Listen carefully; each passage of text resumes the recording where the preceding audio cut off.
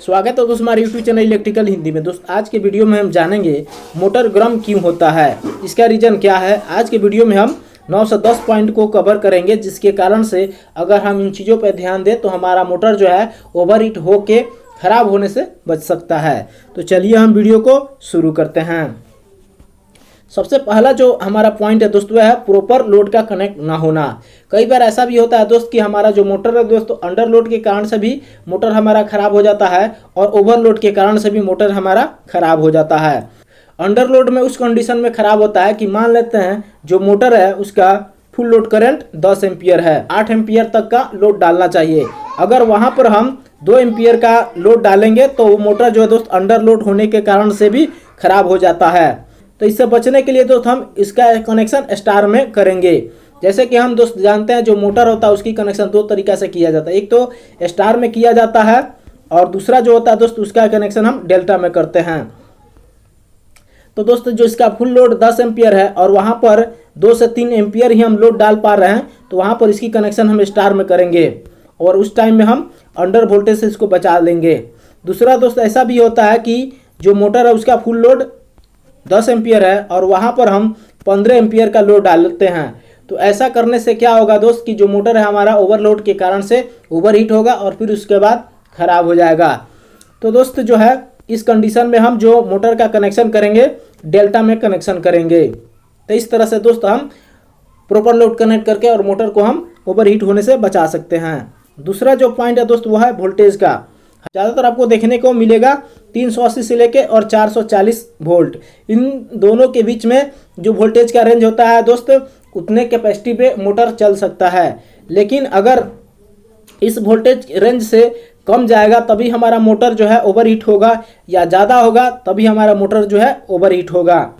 और दूसरा जो ऐसा भी कंडीशन होता है कि जो तीनों फेज होता है दोस्त, तीनों फेज में से कई बार ऐसा होता है कि एक फेज जो है हमारा मिस हो जाता है, यानी फेज फेलियर हो जाता है और 2 ही फेज पे वोल्टेज मिलता है। उस कंडीशन में मोटर अगर हमारा ज़्यादा देर चलता है तो ओवरहीट होने के कारण से फिर ख़राब हो जाता है। और तीसरा जो पॉइंट है दोस्त लूज कनेक्शन होने के कारण से भी कई बार जो मोटर का टर्मिनल हो वहाँ पर हम कनेक्शन करते हैं तभी एक वायर जो है लूज हो जाता है। कई बार जो है एमसीबी में एक पोल लूज हो जाने के कारण से भी मोटर को प्रॉपर वोल्टेज की सप्लाई नहीं मिलता है और इस कारण से मोटर गर्म हो जाता है।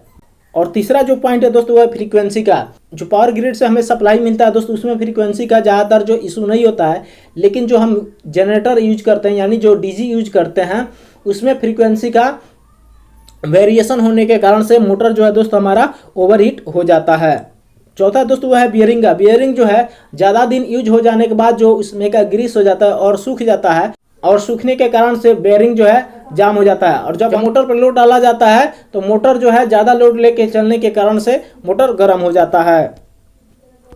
पांचवा जो पॉइंट है दोस्त वह है जो हम वाइंडिंग यूज करते हैं, यानी जो मोटर का कॉइल रेजिस्टेंस होता है वो अनबैलेंस होता है। यानी तीनों फेज के लिए 3 वाइंडिंग किया जाता है और तीनों वाइंडिंग में मान लेते हैं दोस्त किसी दो का आपस में लगभग बराबर है और तीसरा का बहुत ज़्यादा कम है, तो उस कंडीशन में जो वाइंडिंग होगा यानी जो फेज का कॉइल का रेजिस्टेंस कम होगा वो वाइंडिंग जो है गर्म होगा और इस कारण से मोटर हमारा गर्म होगा। छठा जो पॉइंट है low power factor. Low power factor होने के कारण से भी जो मोटर होता है दोस्तों वो गर्म होने लगता है। जो भी इंडक्शन मोटर होता है दोस्तों उसका पावर फैक्टर अप्रॉक्सीमेट 80% लेके चला जाता है। अगर इससे उसका पावर फैक्टर जैसे 60 हो गया या 70 हो गया तो उस कंडीशन में जो मोटर है दोस्त वो भी गर्म होने लगता है। तो इसको हम कैपेसिटर बैंक को यूज करके जो पावर फैक्टर कम होता है इसको इम्प्रूव किया जाता है, जिसके कारण से जो हमारा मोटर होता है दोस्त वह सेफ रहता है। और सातवां जो पॉइंट है दोस्त वाइब्रेशन इशू। कई बार जो मोटर हम जहाँ पर फिट करते हैं यानी बेस पे तो वहाँ का जो नट बोल्ट होता है दोस्त वह लूज हो जाता है जब उस पर लोड डाला जाता है। इस कारण से जो मोटर है दोस्त वह वाइब्रेट करता है, तो इस कारण से जो है अलाइनमेंट जो है थोड़ा डिस्टर्ब हो जाता है और अलाइनमेंट डिस्टर्ब होने के कारण से मोटर जो है ज़्यादा लोड लेके चलता है और इस कारण से मोटर फिर गर्म होने लगता है। आठवां जो पॉइंट है दोस्त कूलिंग फैन। जो भी मोटर होता है एक ड्राइव इंड होता है एक नॉन ड्राइव इंड होता है। जो नॉन ड्राइव इंड होता है दोस्त वहाँ पर हमारा फैन लगा रहता है इस तरह का, जो ड्राइव इंड होता है यहाँ पर पुली लगा जाता है यानी लोड डाला जाता है। तो दोस्त जो ये फैन होता है ये फैन चलने के कारण से एयर जो है इस मोटर के ऊपर जो स्ट्रिप पतली पतली रहता है ये हवा इस पे लगता है और जो हीट होता है दोस्त इसके माध्यम से डिसिपेट होता है।